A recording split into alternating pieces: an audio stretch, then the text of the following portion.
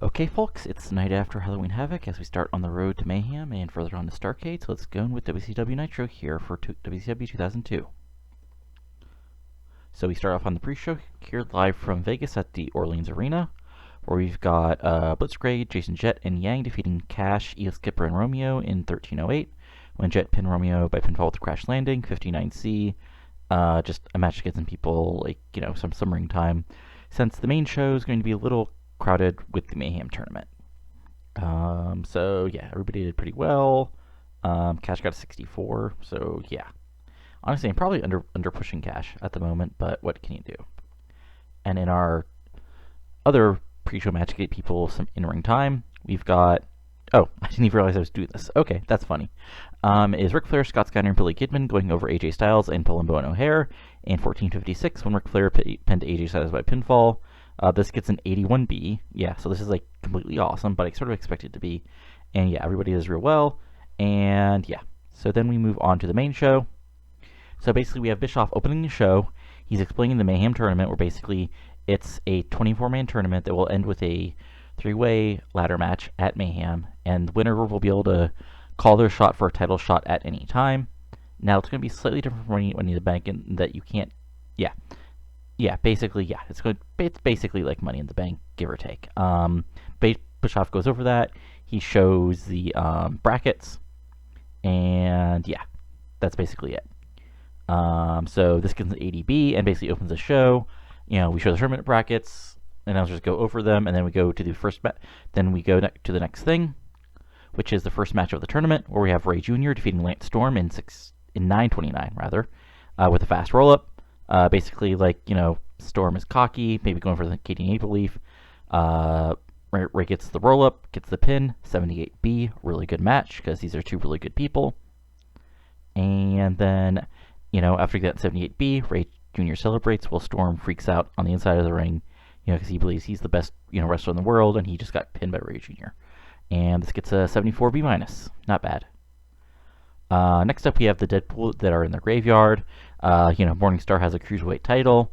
Vampiro talks about how, Morningstar has taken the belt, that he desires. Now it's time for Vampiro to mow through the tournament, win, take, the title shot, and then, add more names to the Deadpool and make WCW his playground. And Messias looks scary, that looks goofy, Vampiro goes over. Doesn't matter whether I have to face Sting, Booker T, even if Canyon's still the world champion, I will still, come to the top of the pile. 82B, really solid promo. Yeah, not too bad at all.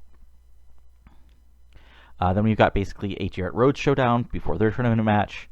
Jarrett talks about how, his family's, he's shown that, when it comes to, next generation wrestlers, he's the top of the heap. Dustin's a failure.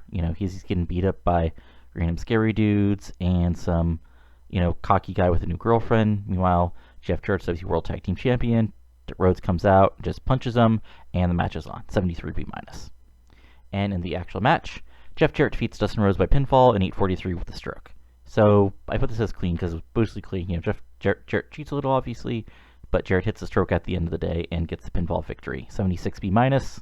So really solid. And then next up, we've got a backstage promo where we've got Shane Helms promo, saying he's going to end the myth of Sting tonight. And then next week, Reno will expose Goldberg for being, a piece of trash as well. And then at the end of the day, he's going to be lifting, the title shot anytime you want, proving he's the future of WCW. 91A, because Helms is really good and really getting over. Then next up, we've got RVD defeating Mike Awesome in 11:33 by pinfall with a 5-star frog splash. I set this as a wild brawl because, well, it's RVD and Mike Awesome, so they're going to do, ECW things. So RVD advances in the tournament, gets a 75B-. And then basically at post-match, he just points himself, he's RVD after, he's RVD after all. 77B, because RVD is really getting over. And then next up, basically Horsemen promo in the back. Horsemen's going to have everything soon. Jarrett and Steggles will remain the tag champions. Canyon's going to take out, whoever wins the tournament after taking out DDP at Mayhem. And then, Ric Flair will run through the tournament. And it'll be the Horsemen partying all day and all night. 90A. Next up, we have a DDP Jindrak in-ring, where basically, DDP cuts a promo. Jindrak's like, why are you even this thing? You're number one contender. DDP's like, I want to be at the top of the mountain, because, and you're just going to feel the bang, kid. And then we have the actual match, 81B. And basically, through the actual match, the announcers will explain that if DDP's, in the finals of the tournament at Mayhem, his world title match will be pushed back. But, and if that happens, Canyon, will have the night off. Or not, Canyon will not have the night off, but Eric Bischoff has refused to say how he'll fix that. It's almost like somebody, like your booker, did some weird booking and forgot he was double booking DDP in the tournament and the world title match or something. Anyway, in the actual match, Page defeats Jindrak by pinfall in 8:29 with a diamond cutter, and this gets a 75B-. Really solid match. Then we have Booker in ring. Quick. He's the face of WCW. He's going to win the title shot, and he's going to win back his world title. Whoever holds it, sucker. 86B+. And then, Booker defeats Shane Douglas in 10:22 by pinfall with the Harlem Hangover, 77B. Perfectly solid, match. Just gets Booker over. Oops. I totally effed up the booking. I thought, Okay. I mean, this is, good. Basically, this was, Sting versus Helms in our main event. This was just a complete brawl. Not a brawl, but, a complete, overbooked mess. Short overbooked WCW style main event mess. Where, we got interference by everybody. Cash, but then Cash goes goes to interfere again, but Sting gets, basically moves, hits the death drop on Helms, and gets the pin in 9:55. That gets 79B. This was supposed to happen before the match, but he can cut a promo, says, it's showtime, bitch, whoever faces me, and he's going to, climb back to the top of WCW, whether he faces Vampiro, or even a friend like Booker. And then we can do Sting celebrating, that gets an 85B+. And then, for the post-show, 82B.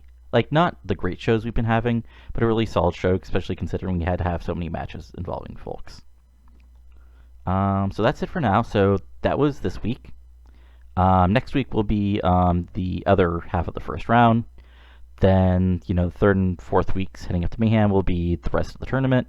We'll have the semifinals and the final ladder match at the pay-per-view itself. So let's just see what WF is doing. They obviously had the better show. So let's look at Raw's War.